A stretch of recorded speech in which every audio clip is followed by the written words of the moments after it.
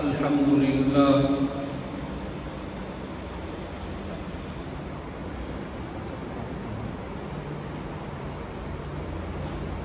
الحمد لله وكفى والصلاة والسلام على من لا نبي بعده وعلى آله وأصحابه الذين أوفوا عهده وعلى من تبعهم بإحسان إلى يوم القيامة.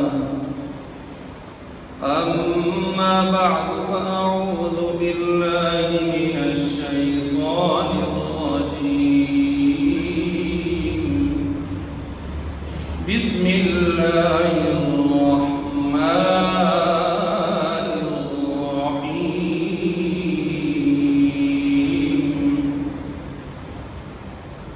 والسابقون الأولون من المهاجرين والأنصار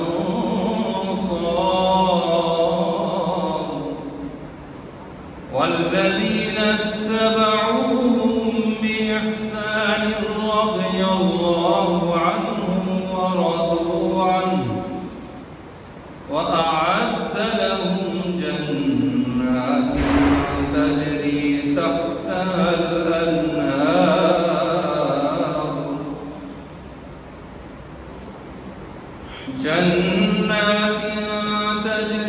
تحتها الأنهار خالدين فيها أبدا ذلك الفوز العظيم. وقال النبي صلى الله تعالى عليه وسلم: لو كان بعدي نبي لكان عمر بن الخطاب، أو كما قال عليه الصلاة والسلام: آمنت بالله صدق الله ومولانا العظيم وصدق رسوله الكريم ونحن على ذلك لمن الشاهدين والشاكرين والحمد لله رب العالمين.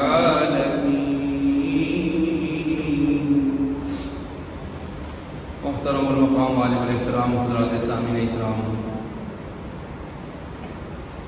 آج کی جمعہ کی اس نشست میں قرآن مجید فرقان حمید 11ویں پارہ سے آیت کریمہ تلاوت کرنے کے بعد ذخیرہ احادیث میں سے ایک حدیث مبارک پڑھی ہے.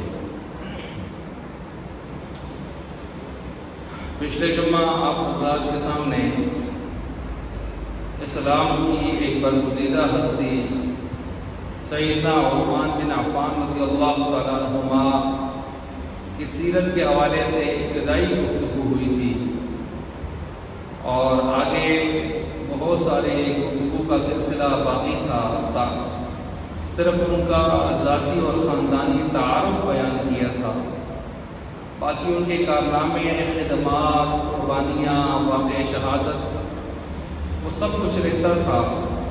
لیکن چونکہ آج 28 ذی الحجہ ہے اور آگے محرم الحرام کی آمد ہے، تو یکم محرم الحرام حضرت عمر بن خطاب فاروق اعظم رضی اللہ تعالیٰ عنہ، جو اسلام کی تاریخ میں نبی پاک صلی اللہ علیہ وسلم کے بعد اس امت میں دوسرے نمبر پر افضلیت، مقام اور رتبہ کے حامل اور مالک شخصیت ہیں.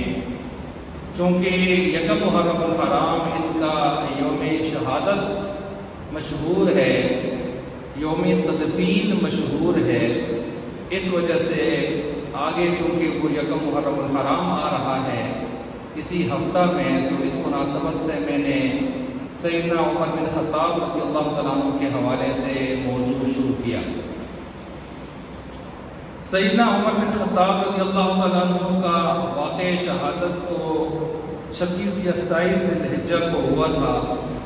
زخمی ہوئے تھے، صبح کی نماز میں مسجد نبوی میں اللہ کی ملاقات نماز میں اور مدینہ میں بہت ساری نسبتیں اور سعادتیں انہی کی دعا کی برکت سے، برکات سے اللہ نے ان کو عطا فرمائی تھی۔ اور پھر بعض حضرات کہتے ہیں 29 ذی الحجہ کو ان کی وفات ہو گئی تھی، اور بعض کہتے ہیں 1 محرم کو ان کی وفات ہوئی ہے، اور تدفین سب کے ہاں تقریباً وہ 1 محرم الحرام کو ہی ہے۔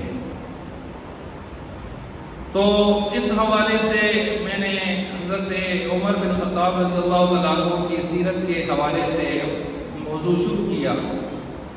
سیدنا عمر بن خطاب فاروق اعظم رضی اللہ تعالیٰ عنہ کی سیرت کو جب ہم دیکھتے ہیں تو حسب سابق ان کی بھی ہم اگر حصے کرنا چاہیں سیرت کے حوالے سے تو ایک ان کا ذاتی و خاندانی تعارف ہے، ایک ان کے واقعہ اسلام لانے کا جو واقعہ ہے وہ بھی بڑا ہی عجیب اور جو ہے عظیم ہے، اور تیسرا ان کے کارنامے، اسلام کے لیے خدمات، کردار اور خصوصیات، یہ بھی ایک عنوان ہے، اور چوتھا عنوان واقع شہادت ہے۔ 4 عنوان تو ان کی سیرت کے حوالے سے بھی بڑے اہم ہمارے سامنے آتے ہیں۔ آج کی اس نشست میں پہلے عنوان کو پہلے آپ کے سامنے رکھا جاتا ہے، اور وہ ہے ان کا ذاتی و خاندانی تعارف۔ سیدنا عمر بن خطاب رضی اللہ تعالیٰ عنہ، یہ ان کا نام تو عمر ہے، عمر کا معنی ہوتا ہے آباد کرنے والا، اور عجیب بات ہے کہ ان کا نام جیسے عمر ہے تو آباد کرنے والا معنی اسم با مسمى، جیسا نام ویسا کام، اللہ نے ان سے کام بھی اسلام کو آباد کرنے والا لیا، اسلام کو بھی آباد کیا، بیت اللہ کو بھی آباد کیا، بیت اللہ کا دروازہ کھلوایا، اور مسلمانوں کے لیے عبادت اور نماز کے لیے راستہ ہموار کیا۔ تو اس لیے ان کو عمر، ان کا نام اسم با مسمى ہے۔ حضرت عمر بن خطاب رضی اللہ تعالیٰ عنہ، جو عمر بن خطاب بن نفیل بن عبد العزا، والدہ کا نام خنتمہ بنت حشام بن مغیرہ، اور زمانہ ولادت اگر ہم دیکھیں تو ابتدائی سے ہجری سے پہلے اگر دیکھیں تو 40 سال پہلے کا بنتا ہے، یعنی آپ علیہ الصلوۃ والسلام سے عمر میں 13 سال چھوٹے تھے، 13 سال آپ سے چھوٹے تھے عمر میں۔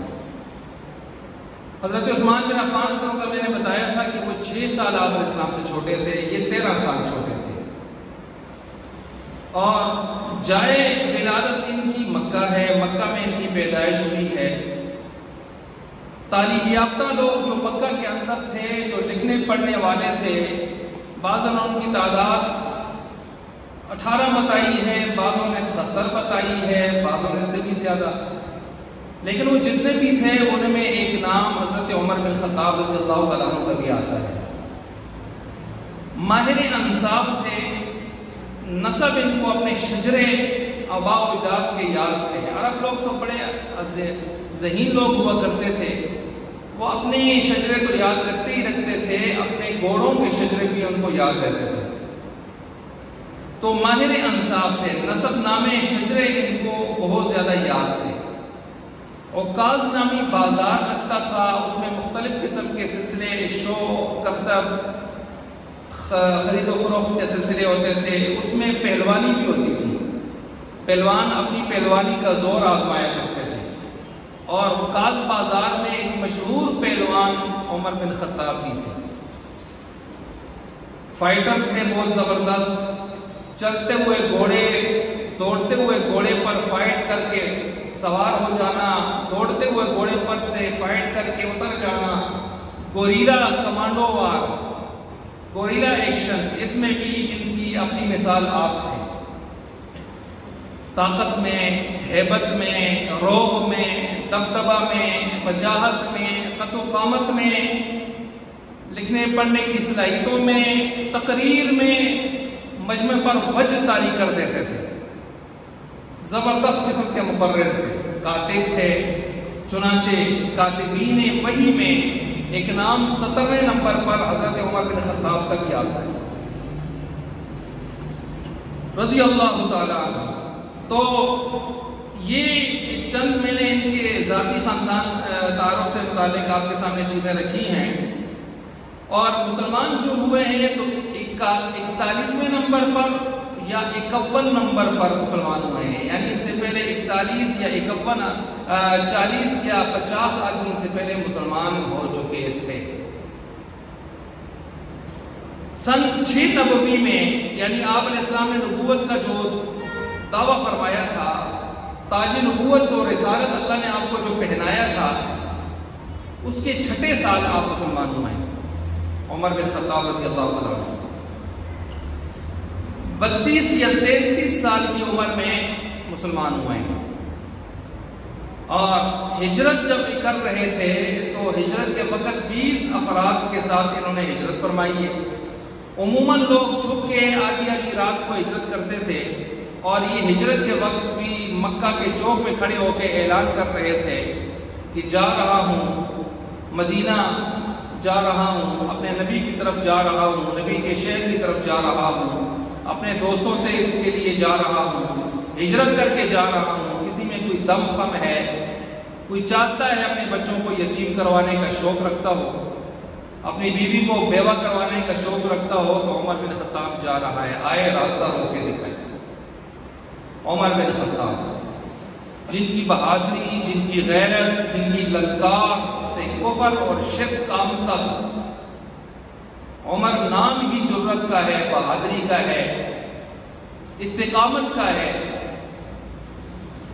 تو عمر بن خطاب 20 آدمیوں کے ساتھ ہجرت کی انہوں نے، اور تلوار و تیر و ترکش ہاتھ میں لیے مقام ابراہیم پر آ کے کھڑے ہوئے تھے، 2 رکعت پڑے تھے، اور یہاں سے اعلان کر کے مدینہ کی طرف چل پڑے تھے۔ عمر بن خطاب البدایہ والنہایہ، حافظ اماد الدین بن کثیر رحمۃ اللہ علیہ لکھتے ہیں، رعب اتنا تھا کہ ایک مرتبہ کئی یہودی 20 یا جتنے یہودیوں کے درمیان سے گزرے ایسے، اور گزر کا یوں پلٹ کے ان کو ایسے باروب انداز میں دیکھا تو وہ تھر تھر کانپے۔ رعب آپ کا بہت تھا۔ اور جس طرح آپ علیہ السلام کو ایک عورت نے کہا، یا رسول اللہ آپ سفر پر گئے تھے، میں نے نظر مانی تھی، واپس آ گئے خیریت و عافیت کے ساتھ، تو میں دف بجاؤں گی۔ دف وہ جو ڈھولک نہیں ہوتا، ڈھولک 2 طرف سے بجائی جاتی ہے، وہ ایک طرف سے ہماری شن شنک کی طرح ہوتا ہے، تو ایک طرف سے اس کو بجایا جاتا ہے۔ تو دف وہ آپ علیہ السلام نے فرمایا اچھا نظر ہی مانیے، نظر حالانکہ یہ واجب نہیں ہوتی اس طرح کی، نظر کے واجب ہونے کے لیے 3-4 شرطیں ہیں، آپ نظر واجب نہیں ہوتی، لیکن آپ علیہ السلام نے دلداری کے لیے، تسلی کے لیے فرمایا اچھا ٹھیک ہے بجا لو۔ اس نے دم بجانا شروع کیا تو صدیق اکبر آئے، وہ بجاتی رہی۔ اتنے میں پتہ چلا عمر بن خطاب آئے ہیں۔ عمر بن خطاب کا نام سننا تھا کہ وہ عورت دف نیچے دے کے اوپر چڑھ کے بیٹھ گئی، تو حضور علیہ السلام مسکرائے اور فرمانے لگے عمر تیری بھی کیا شان ہے، شیطان تجھ سے بڑا ڈرتا ہے، شیطان تجھ سے بڑا ڈرتا ہے۔ یعنی مطلب اس طرح کے جو سلسلے ہوتے ہیں، لہو لعب، کھیل تماشے، جن میں شیطان انسان کو کچھ چیزوں کی طرف، چاہے وہ جائز ہے بھی ہو لیکن وقت گزاری ہو، تو شیطان کچھ نہ کچھ اس میں اپنے حرکات کرتا ہے۔ تو کیونکہ وقت ضائع کرنا، ضائع وقت، لایانی چیزیں، اس طرح کی چیزیں، شیطان کا یہ بھی ایک حملہ ہے۔ تو حضور نے فرمایا کہ شیطان تجھ سے بڑا ڈرتا ہے۔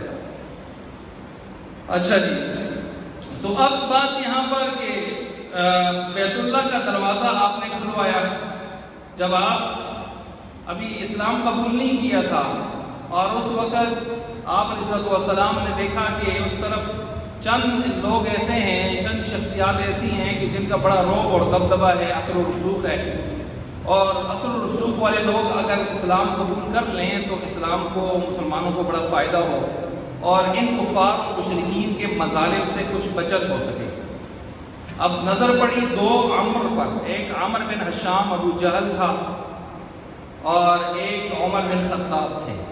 آپ علیہ السلام نے دعا کی، اللہ ان میں سے ایک سے جو ہے اسلام کو عزت عطا فرما، اور آپ نے فرمایا اللہم اعز الاسلام ابی عمرین، اے اللہ ان دو میں سے کسی، یعنی ان دو سے عزت عطا کر، ان دو میں سے کوئی ایک سبھی ہو جائے۔ اور ادھر حضور نے مانگی دعا، ادھر اللہ کے عرش پر قبول ہو رہی تھی اور ادھر ان کی مجلس لگی۔ مشرکین مکہ نے کہا روزانہ اسلام پھلتا پھولتا جا رہا ہے، صحابہ کی تعداد میں مزید اضافہ ہوتا چلا جا رہا ہے جو ہم سے برداشت نہیں ہے، اور قرآن بھی کہتا ہے فی قلوبہم مرض فزادہم اللہ مرضا۔ صحابہ کی تعداد میں اضافے کو دیکھ کر ان کے دلوں میں بڑی تکلیف پیدا ہوتی ہے، اور اللہ ان کی تعداد میں اضافہ کر کے ان کی تکلیف میں اضافہ کرتا ہے۔ لیغیظ بہم الکفار، محمد عربی صلی اللہ علیہ وسلم نے جو اپنی محنت سے کھیتی باڑی شروع کی ہے، انسانوں کے دلوں پر محنت کر کے اسلام کی طرف لانے والی، یہ اتنی مفید ہے کہ روزانہ صحابہ کی تعداد میں اضافہ ہوتا چلا جا رہا ہے، اور ان صحابہ کی تعداد میں اضافے کو دیکھ کر لیغیظ بہم الکفار، کافروں کو آگ لگی ہوئی ہے، کافر جل رہے ہیں اور اللہ کافروں کو اس سے جلا رہا ہے۔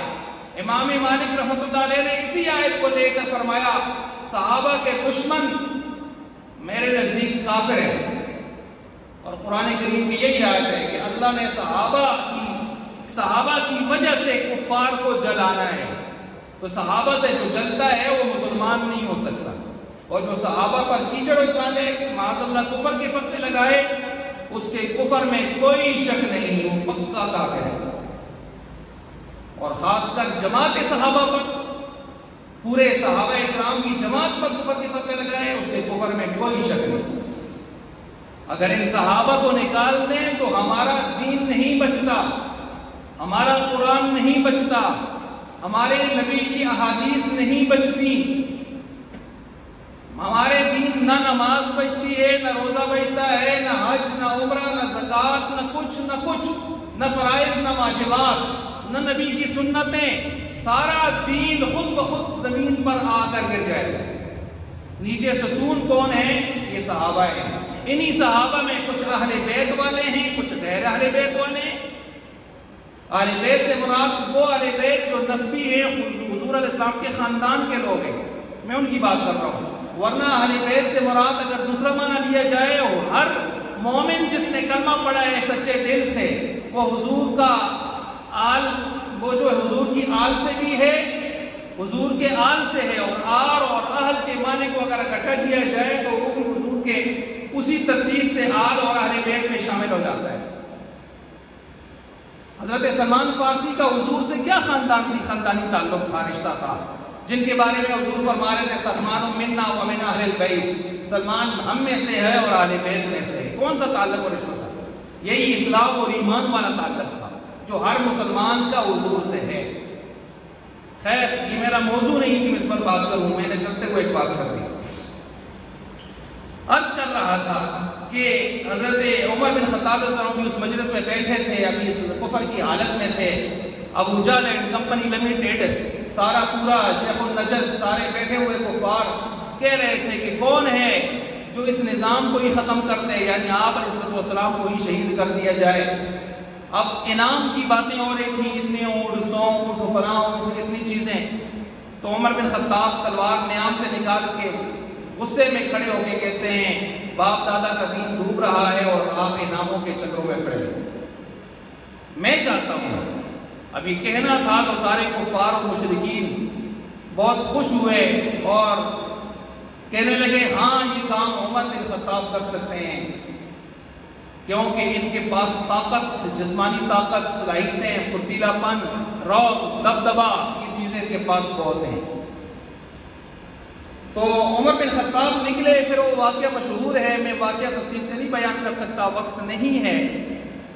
راستے میں ایک صحابی سے حضرت نعیم وغیرہ سے ملاقات ہو گئی، انہوں نے کہا کہ ادھر کیا جا رہے ہیں آپ کے اپنے گھر میں اسلام داخل ہو چکا ہے، انہی کے بہنوئی اشرف مبشرہ کے صحابی حضرت سعید ان کے پاس جائیں، ان کے وہ بھی مسلمان ہیں، آپ کی بہن فاطمہ وہ بھی مسلمان ہیں۔ تو یہ اپنے غصے میں اپنے ادھر پہنچے، ادھر آگے قرآن کی تلاوت شروع تھی، سورہ طٰہٰ پڑھ رہے تھے، سورہ حدید پڑھ رہے تھے، جو بھی آیات پڑھ رہی تھی، اور تلاوت سنی، اور غصہ شروع ہو گیا۔ اب اور غصہ جو شروع ہوا تو پھر اندر گئے اور بہن نے وہ چھپا لیے جو اس وقت نسخہ یا جو چند آیات اور ان کے پاس اجزاء موجود تھے قرآن کے، کہنے لگے آپ بھی مسلمان ہو گئے، اور مارنا پیٹنا شروع کر دیا، بہت مارا پیٹا، لہو لہان کر دیا، بہن کو بھائی کو اپنے بہنوئی کو پکڑا، زمین پہ ڈالا، ان کو مارا، لہو لہان ہو گئے۔ پھر بالآخر ایسے بیٹھ گئے، بہن نے کہا جس ماں کا دودھ پی کے آپ کفر میں سخت ہو گئے، اسی کا دودھ پی کے میں اسلام میں بھی سخت ہو گئی ہوں۔ آپ اگر یہ سوچ رہے ہیں، آپ کا یہ خیال ہے کہ میرے دل سے آپ اسلام کو نکال لیں گے، جان نکال سکتے ہیں، ایمان نہیں نکال سکتے۔ چنانچہ پھر دل میں اپنے دیکھا بہن کو، بہنوئی کو گھر میں خون میں لت پت ہونے کو، ایک دل میں عجیب سی کیفیت پیدا ہو گئی۔ کچھ عرصہ پہلے کچھ دو واقعات اور بھی پیش آئے تھے کہ جن کی وجہ سے اسلام دل میں کچھ کر چکا تھا، وہ الگ سے واقعات ہیں۔ تو بہرحال یہ اس طرح پھر کہا وہ سنائیے، کہا غسل کیجئے، غسل کیا، پاک صاف ہو گئے، قرآن سنایا، پڑھتے پڑھتے آمنوا باللہ ورسولہ، اچھا کلمہ پڑھا دیجئے، کہا نہیں کلمہ جن کا پڑھنے ان کے قدموں میں جا کے پڑھنا ہوگا۔ گئے حضور کی طرف، وہاں پہنچے، ہاتھ میں تلوار ہے، صحابہ پریشان ہو گئے، عمر ہاتھ میں ننگی تلوار، لیکن ایک اور جنگجو وہاں موجود تھے جن سے لوگ ڈرتے تھے، جن کا نام امیر حمزہ رضی اللہ تعالیٰ عنہ تھا، جو حضور کے چچا تھے۔ انہوں نے فرمایا آنے دو، اگر اچھے ارادے سے آئے ہیں تو اچھی بات، نہیں تو میں موجود ہوں ادھر، اسی تلوار سے سر قلم کر دوں گا۔ اب دونوں وہاں پہنچے، حضور نے ایسے پکڑ کے فرمایا عمر کیسے آنا ہوا، جلدی بتاؤ، کیونکہ حضور کی دعا عرش پر پہنچ چکی تھی، حضور کی کو اندازہ ہو رہا تھا، اسی لیے سارے صحابہ مریدین پیغمبر ہیں، اور حضرت عمر بن خطاب مراد پیغمبر ہیں کہ جن کو حضور نے اپنی دعاؤں میں مانگا ہے۔ چنانچہ کلمہ پڑھ کے مسلمان ہو گئے، یا رسول اللہ عبادت اللہ کی، اللہ کے گھر میں ہو، کہا آپ کے قوم کے لوگ کہاں چھوڑتے ہیں، کہا عمر کو مانگا ہے، اب آئیے، اور بیت اللہ کے دروازے پہ کھڑے ہو کے بیت اللہ کا دروازہ کھلوایا۔ اور یاد رکھیے جو آدمی کسی نیکی کو، جو نیکی مسلم ہو، ثابت ہو، اپنی طرف سے نیکی کے نام پر بدعت نہ گڑے، جو نیکی مسلم ہو، ثابت ہو، اور وہ معاشرے سے مٹ جائے، کسی وجہ سے مسخ ہو جائے شکل اس کی، اس کو تر و تازہ کر کے اصلی شکل میں پھر آگے اس کو پھیلائے۔ اس کے پھیلانے سے جو لوگ اس نیکی پر آئیں گے، قیامت کی صبح تک یہ مر جائے گا، اس کے اکاؤنٹ میں ذخیرے، جو لوگ وہ اعمال کرتے رہیں گے، نیکی کرتے رہیں گے، اس کے اکاؤنٹ میں وہ نیکی، وہ اعمال کا ثواب، اجر و ثواب پہنچتا رہے گا۔ تو اس لیے آپ نے بیت اللہ کا دروازہ کھلوایا مسلمانوں کے لیے سب سے پہلے، بعد میں جا کے سنہ 8 ہجری میں مکہ فتح ہو گیا، باقاعدہ ساری ترتیب مسلمانوں کے پاس آ گئی۔ اب بیت اللہ کا جو دروازہ آپ نے کھلوایا، بیت اللہ میں اب جتنی عبادات مسلمان کریں گے قیامت کی صبح تک، ان کو جو اجر ملے گا اس کے برابر کس کے کھاتے میں جائے گا؟ حضرت عمر بن خطاب رضی اللہ تعالیٰ عنہ کے کھاتے میں سب سے پہلے دروازہ کھلوانے والے۔ جس طرح قرآن کریم میں ہے ظہر الفساد فی البر والبحر بما کسبت ایدی الناس، اس کے تحت مفسرین لکھتے ہیں کہ سب سے پہلے ناجائز قتل کائنات میں قابیل نے اپنے بھائی حابیل کا کیا تھا۔ اب قیامت کی صبح تک جتنے ناجائز قتل ہوتے رہیں گے، قاتل کو جتنا عذاب ہوگا، اتنا عذاب، اتنا وبال قابیل کے کھاتے میں جاتا رہے گا کہ اس بدبخت نے ناجائز قتل کی، خطرے جو قتل کی اس نے ابتدا کی تھی، اس ابتدا کے بعد خون بہانا آسان ہو گیا، کیونکہ جو جرم معاشرے میں کسی نے کیا نہ ہو اس کو پہلی مرتبہ کرنا بہت مشکل ہوتا ہے۔ اور جب ایک مرتبہ ایک آدمی آگے بڑھ کے وہ جرم کر لے، پھر اس کو دیکھا دیکھی لوگ جرم پہ آنا ان کے لیے آسان ہوتا ہے، بہت آسان ہو جاتا ہے۔ تو اس لیے جس نے پہل کی ہے اس نے اس جرم کے لیے راستہ ہموار کر دیا ہے، نکاسی نکال دی ہے، نکاسی۔ تو اسی وجہ سے حضرت عمر بن خطاب نے جو بیت اللہ کا دروازہ کھلوایا، اب قیامت کی صبح تک اعمال کا ثواب ان کو بھی پہنچتا رہے گا۔ اسی وجہ سے تو آپ علیہ السلام ایک رات کھلے آسمان کے نیچے حضرت عائشہ صدیقہ رضی اللہ تعالیٰ عنہ سے فرما رہے تھے، میری امت میں ایک شخص ایسا ہے جس کی نیکیاں آسمان کے تاروں سے بھی زیادہ ہیں۔ کون ہے وہ شخص؟ اب آسمان کے تارے اتنے ہیں کہ آج کے سائنسدان ان کو گن نہ سکیں، سیارے ستارے ان کی تعداد کو گن نہ سکیں۔ چنانچہ آج بھی اگر کسی چیز کے ان گنت ہونے کی مثال دی جاتی ہے تو ایک مثال آسمان کے تاروں کے ساتھ دی جاتی ہے۔ جس طرح حوض کوثر پر جو رکھے ہوئے پیالے ہوں گے تو حدیث میں ان پیالوں کی تعداد کی مثال بھی آسمان کے تاروں سے دی گئی ہے۔ اچھا جی، تو اب یہ آسمان کے تاروں سے بھی زیادہ نیکیاں ایک شخص کی ہیں۔ کون ہے؟ میرے والد محترم سیدنا صدیق اکبر، فرمایا وہ تو وہ ہے، ان کا رتبہ اور مقام بہت بلند ہے۔ میری مراد میرے صحابی حضرت عمر بن خطاب رضی اللہ تعالیٰ عنہ۔ کیوں نہ ہونے کی ان کی اتنی زیادہ؟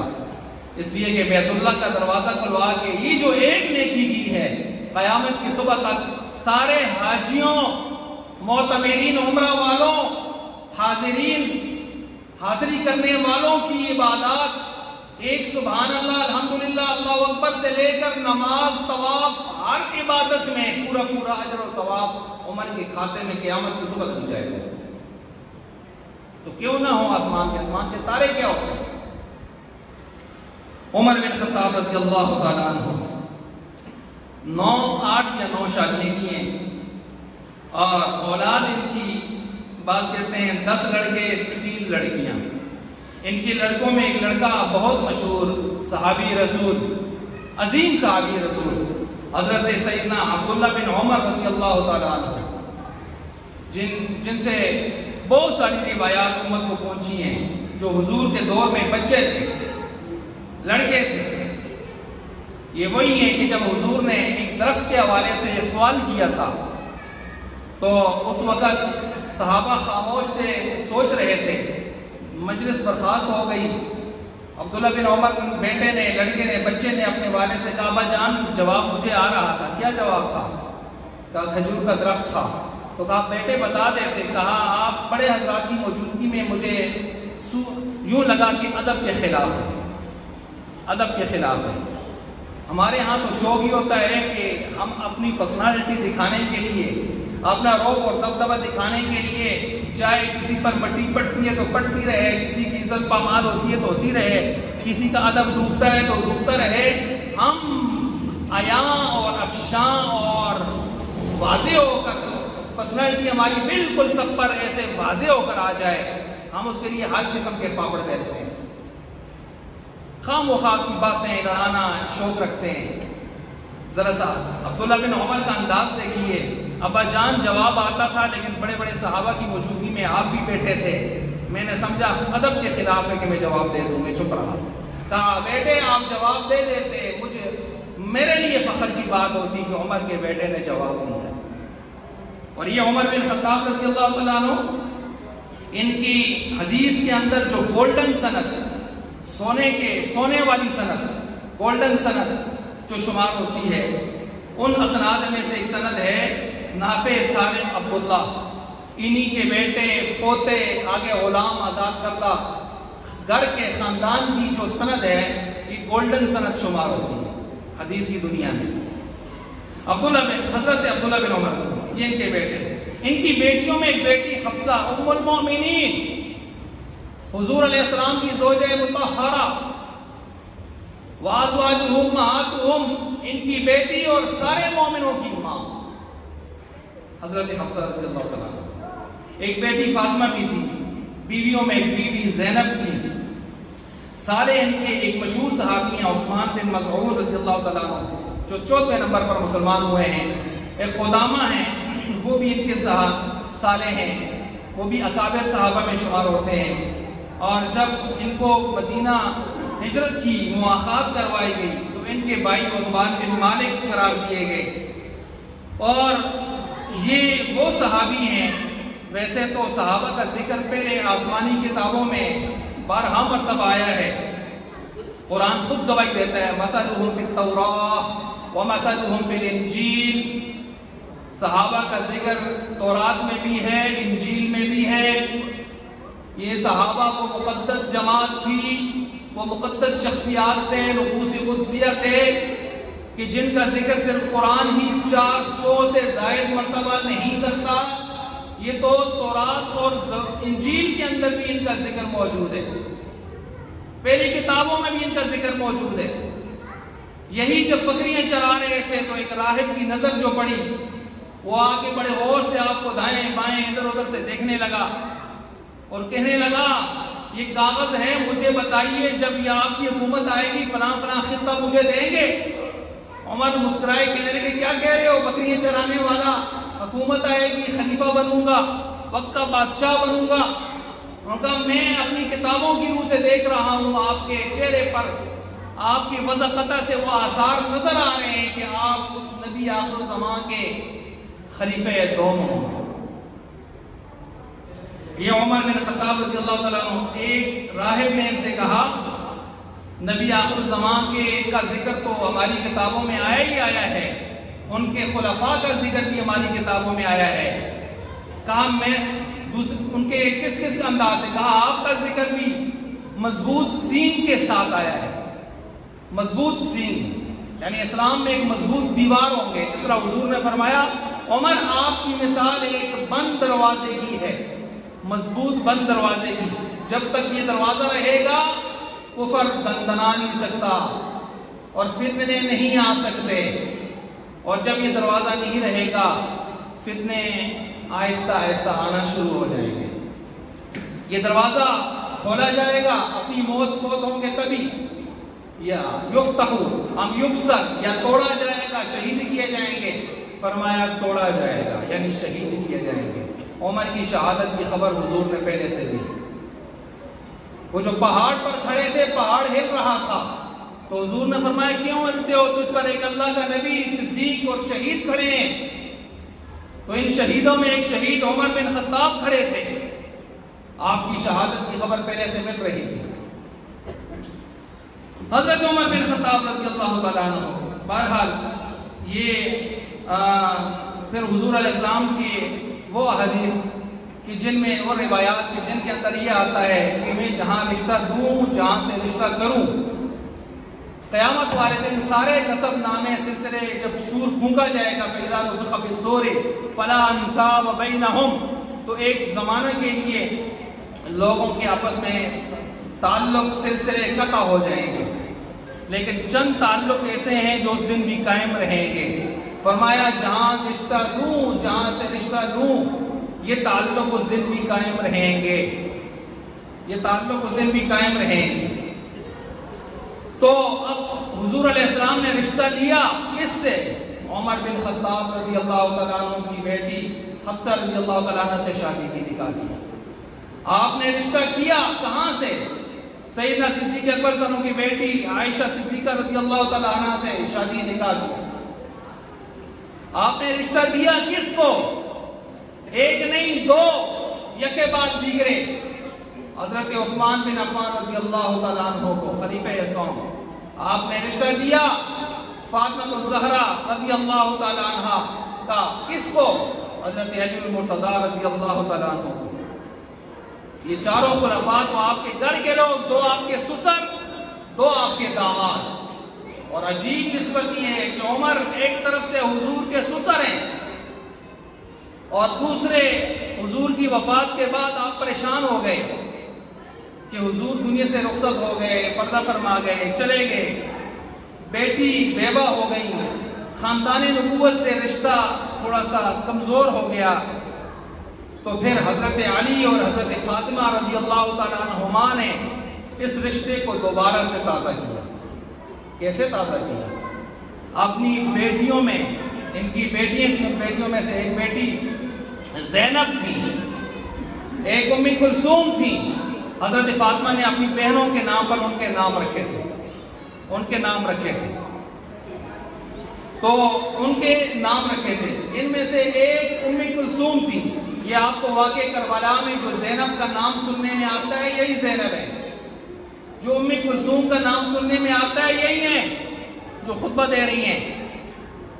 جو آپ کو 7-8 خطبے ملتے ہیں نا، جن خطبات سے پتہ چلتا ہے جن کوفیوں نے، جن بدبختوں نے خط لکھ کر وفد بھیج کر حضرت حسین رضی اللہ تعالیٰ عنہ کو بلایا تھا، یہی حسین کے ان کے قافلے کے قاتل ہیں، اور رو رو کر دنیا کو مگرمچھ کے آنسو بہا کر دنیا کو بتاتے ہیں ہائے ہائے ہائے، مار گئے خود اور ڈال رہے ہیں ان پر جو شام میں دائیں بائیں ادھر ادھر مار گئے خود۔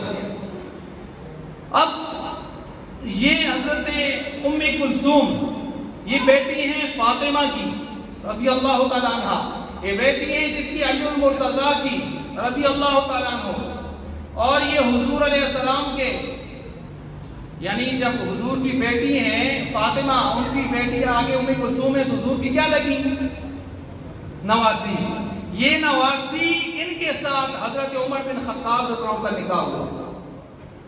ایک طرف سے حضور ان کے داماد، حضور کے سسر، ایک طرف سے یہ علی کے داماد، فاطمہ کے داماد۔ دنیا دشمنان صحابہ اور دشمنان اسلام ان کو یہ رشتہ داری ہضم نہ ہوئی، کیونکہ انہوں نے تو بہت ساری دشمنیاں دکھائی ہوئی ہیں، بنا کے کتابوں میں بکواسات کر کے کہ یوں ہوا، لڑائی ہو گئی، معاذ اللہ دروازہ توڑ دیا، یوں مارا، یوں آگ لگا دی، بکواس ساری خرافات۔ ہم ایسی بکواس کو اٹھا کر باسکٹ میں ڈالتے ہیں، چاہے جس نے بھی لکھی ہے، جہاں بھی لکھی ہے۔ جس عمر کو علی اپنی بیٹی کا رشتہ دے رہے ہوں، جس عمر کو فاطمہ الزہرا اپنے لخت جگر کا رشتہ دے رہی ہوں، تم دشمنیاں دکھاتے ہو ہمیں۔ اب ایک طرف سے انہوں نے کوشش کی کہ ہم رشتے کا انکار کر دیں، بہت کوشش کی، لیکن بالآخر پریشان ہو گئے، کہنے لگے نہیں، انکار بھی کیا ہے، نہیں ہوا رشتہ۔ ہم نے جب ان کی پرانی کتابیں اٹھا کر ان کے ابوں کی، دادوں کی، پردادوں کی، سگردادوں کی ہم نے کتابیں کھول کے دکھائیں، یہ دیکھو، آج بھی دکھا رہے ہیں، تو کہنے لگے ہاں ہوا تھا، لیکن بات کچھ اور تھی۔ اب بات کچھ اور تھی، آپ دونوں باتوں کو سن کر بڑے ہنسیں گے۔ کچھ کہنے لگے معاذ اللہ زبردستی ہو گئی تھی، نہیں دے رہے تھے رشتہ، لیکن پر مجبور ہو گئے تھے۔ ہم نے کہا جس علی کو تم مشکل کشا کہتے ہو، حاجت روا کہتے ہو، جو لوگوں کی مشکلیں حل کرتے ہیں، تمہارے عقیدے کے بقول، ہمارے نہیں، کیونکہ ہمارے ہاں مشکل کشا صرف کائنات میں کون ہے؟ وَهُوَ الْفَتَّاحُ الْعَلِيمُ۔ فتاح کا ترجمہ ہوتا ہے مشکل کشا، وہ اللہ کی ذات ہے، لیکن تمہارے ہاں ہیں، تو چلو بتاؤ کیا مشکل کشا وہ ہوتا ہے جن کی بچیوں سے کوئی زبردستی نکاح کر لے؟ کیا بکواس کرتے ہو یار، کچھ خدا کا خوف کرو۔ حضرت عمر کا ان سے نکاح ہوا ام کلثوم سے، اور ایک بیٹا اور ایک بیٹی، بیٹے کا نام زید اور بیٹی کا نام رقیہ رکھے گئے، باقاعدہ رشتہ نبھایا گیا، محبتیں، شفقتیں، پیار دیا گیا، سارے واقعات کتابوں میں موجود ہیں، تم کیا بکواس کرتے ہو؟ بہرحال ایک طرف تو یہ ہے، اور ایک اور ان کا پادری آیا ہے آج کل، باہر بیٹھا ہے امریکہ میں، وہاں سے بیٹھ کے خواہ کی بکواس کرتا رہتا ہے، حسن العیاری نام کا، وہ اس کا میں نے سنا، میں ہنسا وہ کہتے ہیں نہیں، اصل میں مجبوری آ گئی تھی، تو حضرت علی نے جنیاں کو ان کی شکل دی، جنیاں کو، اور جنیاں کو انسانی شکل میں لا کر شادی کروا دی۔ وہ پھنس گئی، کھوتی ان کی، تو پھر تعویلیں کرنے لگے کاغذ کی، اور سیدھا مان جاؤ بدبختو، آپس میں محبتیں تھیں، الفتیں تھیں۔ کتاب الانصاب اٹھا کے پڑھو، صحابہ کی باہم رشتہ داریاں، اردو میں کتاب لکھی ہے کسی نے بڑی خوبصورت، اٹھا کے پڑھو، ایک رشتہ داری نہیں، یہ تو میں ایک رشتہ داری بیان کر رہا ہوں. آپ خلفائے راشدین اور دیگر صحابہ کی آپس میں رشتہ داریاں جب پڑھیں گے اس کتاب میں آپ دنگ رہ جائیں گے. کتنی محبتیں تھیں ان کی آپس میں. اختلاف ہوتا ہے، بھائی بھائی کا بھی ہوتا ہے. موسیٰ علیہ السلام اور ہارون علیہ السلام دو بھائی، سکے بھائی، 2 سال بڑے ان سے حضرت ہارون. کیا ان دو بھائیوں کا آپس میں اختلاف قرآن نقل نہیں کرتا؟ کیا انہوں نے داڑھی اور سر کے بالوں سے پکڑ کر بھائی کو نہیں کھینچا تھا توحید کی خاطر؟ غلط فہمی ہو گئی تھی، پھر انہوں نے بتایا معاملہ یہ ہے، میں نے تو بہت سمجھایا تھا.